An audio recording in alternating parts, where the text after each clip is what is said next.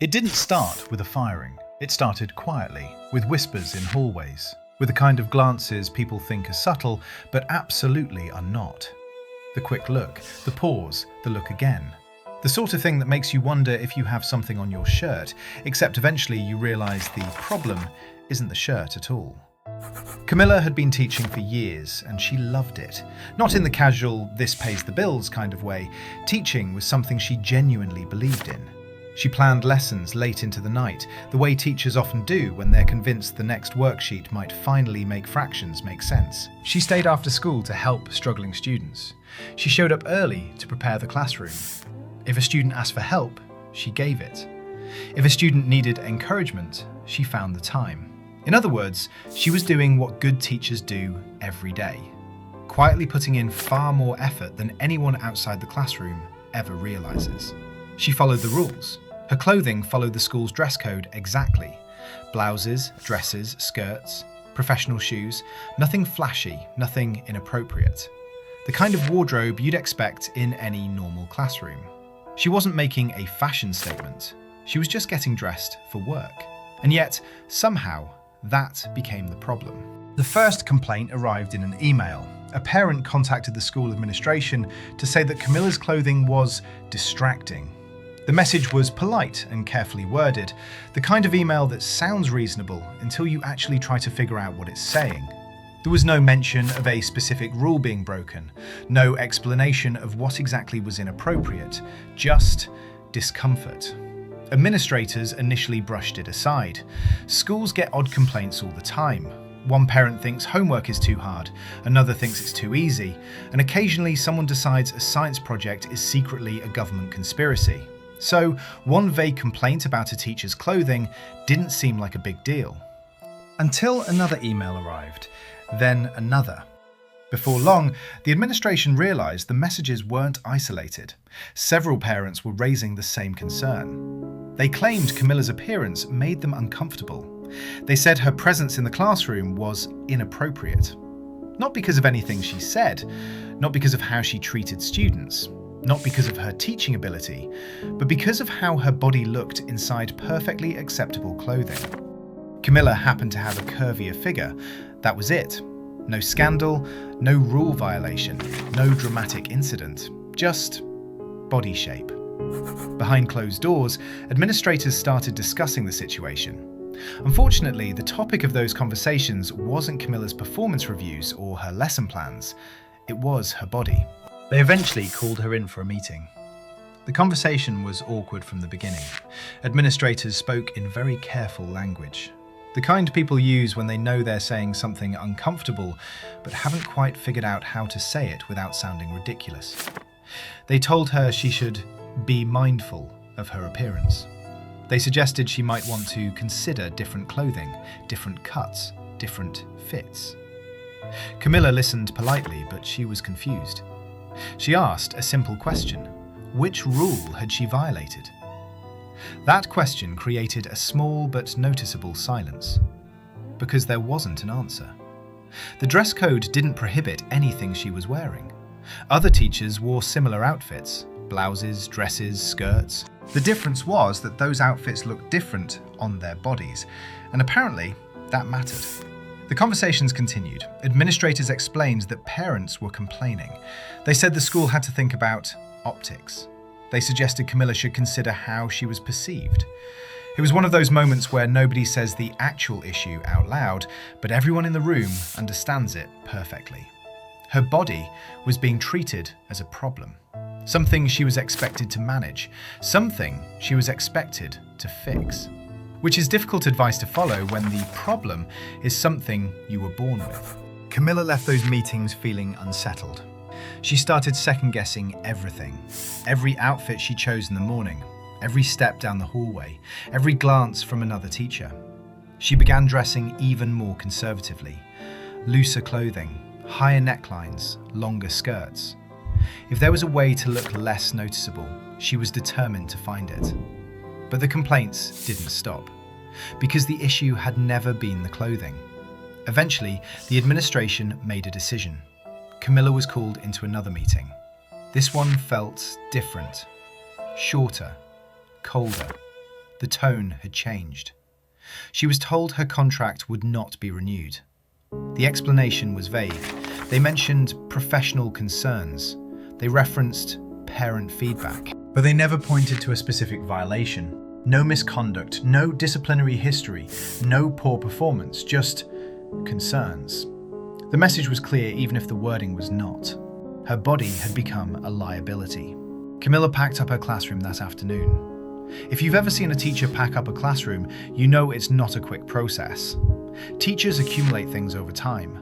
Books, lesson materials, notes from students, sticky reminders on cabinets that nobody else understands. She puts everything into a cardboard box. Lesson plans she had spent hours preparing. Handwritten notes from students thanking her for helping them. Small personal items she kept on her desk. She didn't get the chance to say goodbye to her class. She walked out of the building carrying that box and wondering how things had fallen apart so quickly. At home, the emotional weight finally hit her. For weeks, she struggled.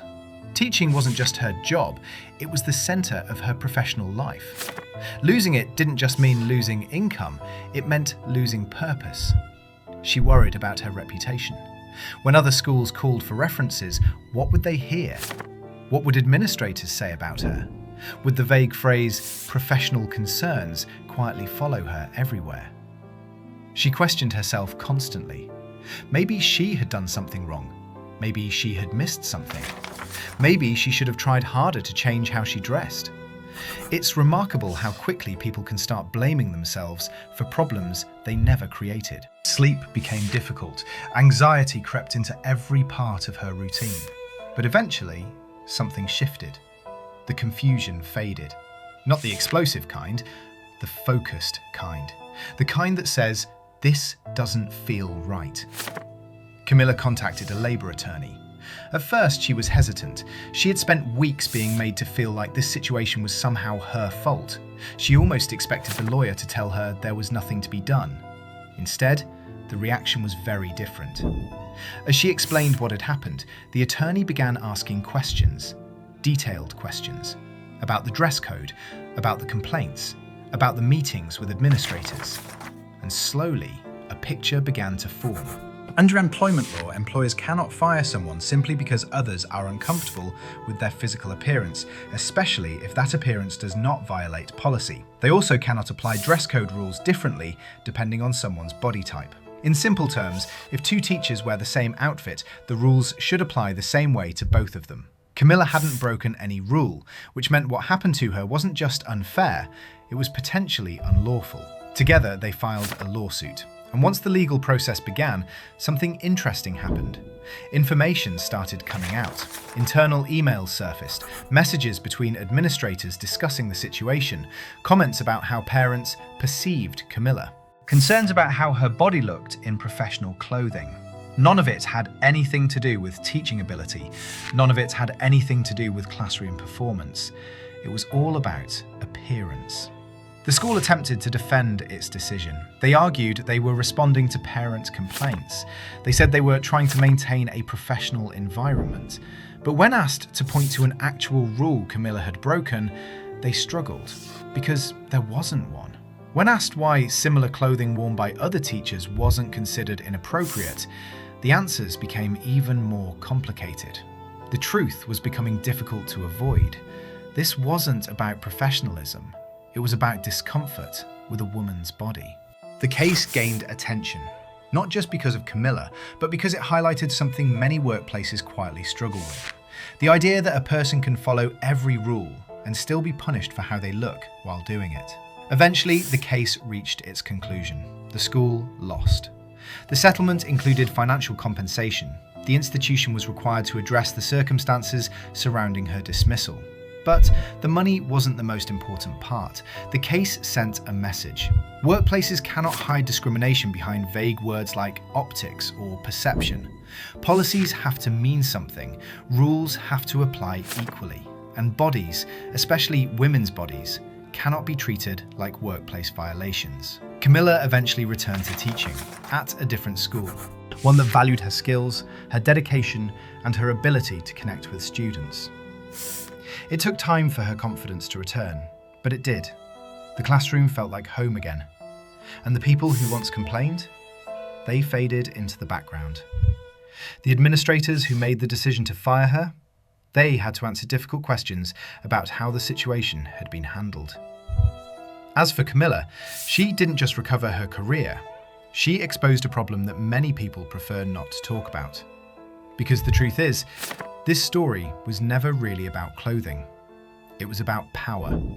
It was about how authority can sometimes turn personal discomfort into official policy. And it was about how easily people can be punished, not for what they do, but for how they exist. Sometimes systems expect silence. They assume people will quietly accept unfair treatment and move on. But every once in a while, someone decides not to stay silent. And when they fight back, they win.